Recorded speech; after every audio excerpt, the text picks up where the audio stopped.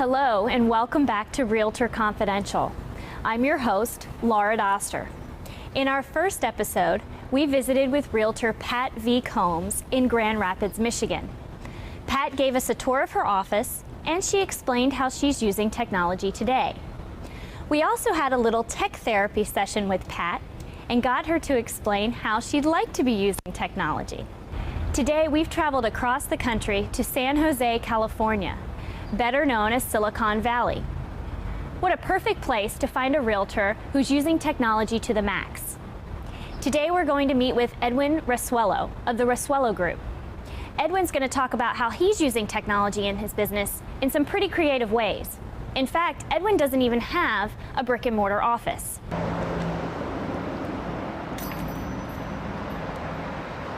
This is one of our few stops we've followed you on. Are your clients ever surprised that you don't have a home office that they would walk into?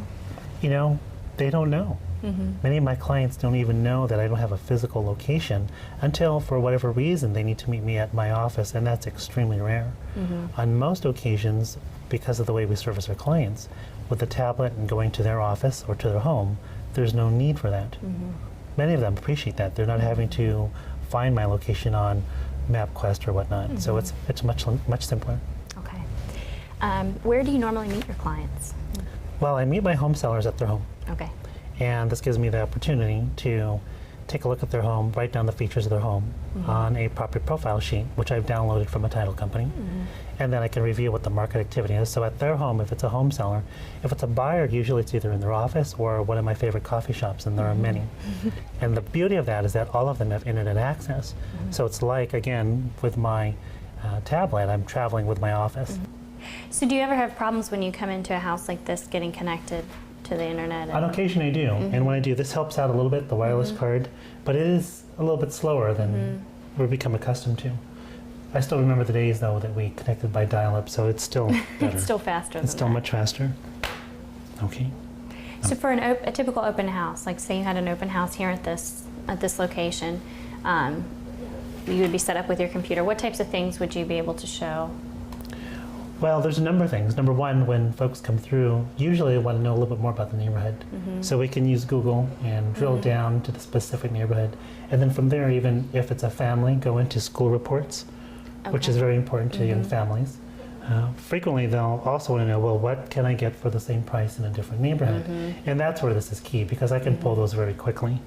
And on occasion, we'll get the individuals that want to know their monthly payment and actually go through a loan process or a loan pre-qualification. And we have a small loan company, so we're able to do that as well. If I'm driving around and I see a house that you're selling, you know, a listing, is your website on there? Yes. So I can just, you know, click on and see? Right. We've got two things on there. One is our website, which is Valley Homes on TV, or VHO TV. And then we also have the specific URL, the address, if people want to go just to the virtual tour. One of the things we're testing out to see the response is having the domain name the same as the address. Right. And we're testing that out to see how well that responds. That's one thing we saw Pat is actually doing, but they're struggling with how to market that and how to get that out there. It's difficult to monitor the response of it unless you actually buy into the service, or you talk to the vendor, and the vendor's going to say it's the best thing since sliced bread. But what we're using is we use an 800 number service, and we attach all the different ways, the sources that people find out about a property to an extension number. And when they use that 800 number service, it lets us know how they first heard about the property. Was it from a mailing? Was it from the television program, the website? Was it from the sign? Or was it from the domain name, the address domain name? And that'll probably give us a good way to gauge its effectiveness. So, you know, you've got a great website. How do people know about it? How do people find you? Right. Our website actually had nominal views before we did the other things, which was the click to talk and the ability to download video right from our website, and now the ability to listen or watch television shows that we've taped previously that perhaps people in that surrounding area were not able to see. So although we tape a television show in San Jose, now we have the ability for somebody in Alabama to watch the same show through the podcast. And that didn't exist before. Here we go. 5, 4, 3, 2. How important is it? I mean, You use the association office quite a bit in your business. How important is it when you come here to have access, to wireless internet and to technology, as opposed to, a lot of other businesses, you walk in, you don't know what you're going to get?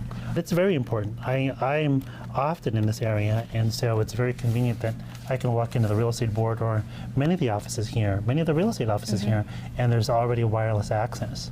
It's probably, it should be the standard. And I know there's some cities throughout the country that are having their entire city be wireless. And I hope Silicon Valley will be there soon. It will be on the list. That would be great. And one of the things that Santa Clara's Association just embarked on is the free technical services. I think to a point, because I know at certain levels it might be very complex. But for the most part, anyone that's a member of the association that has questions can call our tech support, and they've got our own Geek Squad to come out to the office or handle it by phone. Because a lot of it with remote access now, the IT department here can actually get into a consumer's, with permission, into a consumer's computer and work on it while not having to be there.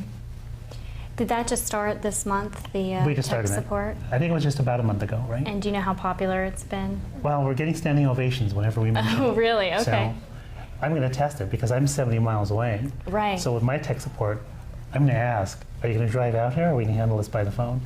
Well, that's something I wondered for you. Do you have somebody that you can call to work on your equipment or your software, help you, or is this it for you as well? When I've had issues, I've asked my 16-year-old.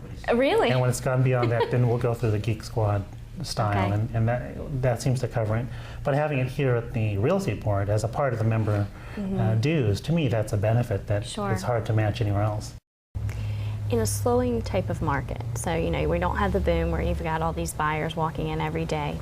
Do you find that it helps you or that it hurts you to kind of have to maintain all this technology and kind of keep up with the technology market? We're lucky, fortunately. Unfortunately, there aren't buyers walking in all the time. Otherwise, it wouldn't be as challenging as it's become. But the technology has helped because we're beyond that first layer of trying to try a product that's very high in pricing. We're now reaching that point where the products aren't that expensive. So you can get, for example, while I spent a couple $1,000s on my tablet, you can get the same tablet for just over $1,000 now, with pretty much the bells and whistles you need to do well. It hasn't become that expensive in that sense. Where I think the shift is how do we use it? So if we have many people using tablets, how do you use that tablet to streamline your business? And that's where I'm seeing the difference in. Why is this so easy for you, where other people it's like, I can't even imagine? Good question. I imagine it's because they haven't stuck their toes in the water to see it. It's not that difficult. It's just getting over that first. I think so. Getting over that first time and seeing. I think what they need to see is the potential to make money from it.